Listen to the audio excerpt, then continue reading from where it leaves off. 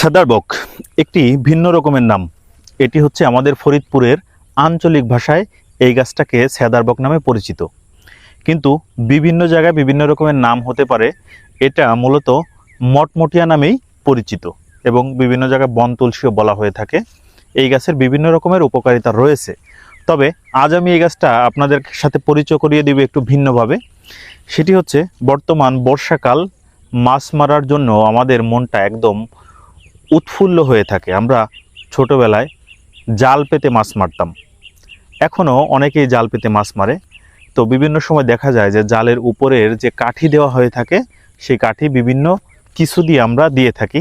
তবে মূলত আমাদের ফরিদপুরে এই গাছটা হচ্ছে জালের কাঠি দেওয়ার জন্য, যেটাকে টোম বলা হয় উপরের, খুব জনপ্রিয়। যদি আপনি এই সেদারবকের ডালকে ছোট ছোট করে কেটে জালে টম দেন, তাহলে আপনার জালটাকে ভাসিয়ে রাখতে সাহায্য করবে। এছাড়া যারা বড়শি দিয়ে মাছ মারেন চার পেতে বর্ষাকালে, তাদের জন্য দারুণ এক উপকারী এই গাছের পাতা।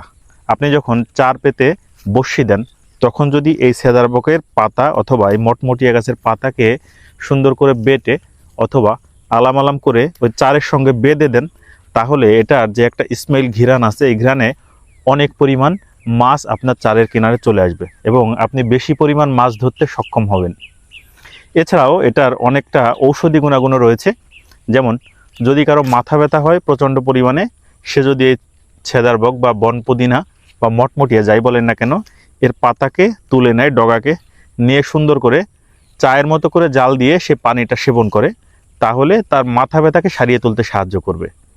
এবং যদি কারো চুলকানি বা ফুসকুড়ি হয়ে থাকে, তাহলে আপনি যদি এই সেদারবকের পাতাকে বেটে আপনার ওই চুলকানিজনিত স্থানে লাগিয়ে দেন, তাহলে আপনার চুলকানিজনিত স্থান কিছুটা আরাম পেতে সক্ষম।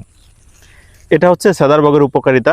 তো যদি এই বর্ষার সিজনে কারো মাছ মারার প্রয়োজন হয়, তাহলে আপনারা এই সেদারবকের গাছ অথবা পাতাকে ব্যবহার করতে পারেন।